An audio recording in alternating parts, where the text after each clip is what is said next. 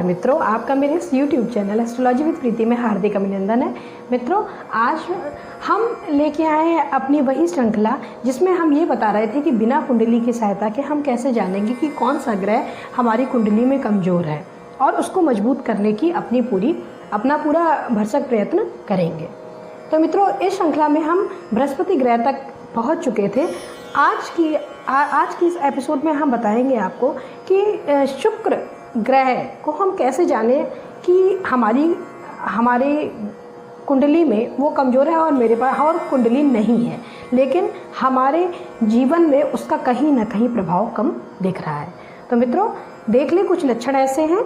शुक्र अगर आपकी कुंडली में कमज़ोर है तो मित्रों, सबसे पहले बात होती है कि उस व्यक्ति के अंदर आकर्षण नहीं होता है, लोग उनकी तरफ आकर्षित नहीं होते हैं। दूसरी बात, उनको विवाह में परेशानी होती है और अगर विवाह हो जाता है तो उसके बाद फिर गृहस्थ जीवन चलने में कुछ ना कुछ प्रॉब्लम आती है, स्मूथली लाइफ नहीं चलती है मित्रों। क्योंकि अगर देखा जाए तो वैसे तो सप्तम भाव के कारक हैं शुक्रदेव, और अगर पुरुषों की कुंडली में देखें तो विवाह की पूरी जिम्मेदारी शुक्र ही उठाते हैं।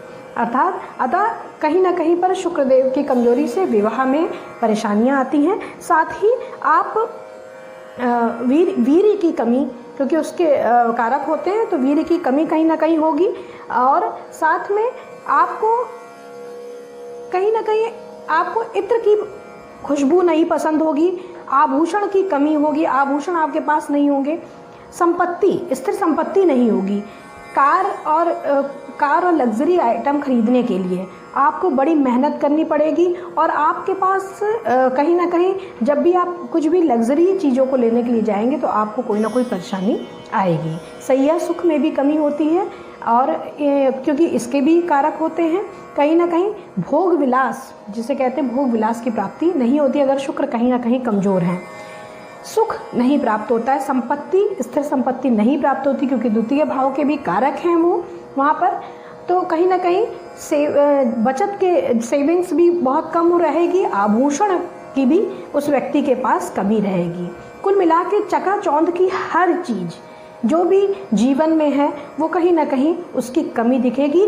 और जब आप जान जाएं कि आपको कोई भी लग्जरी चीज़ खरीदने के लिए आपको जद्दोजहद करनी पड़ रही है तो आप समझ जाइए कि शुक्रदेव कहीं ना कहीं आपकी कुंडली में कमज़ोर है।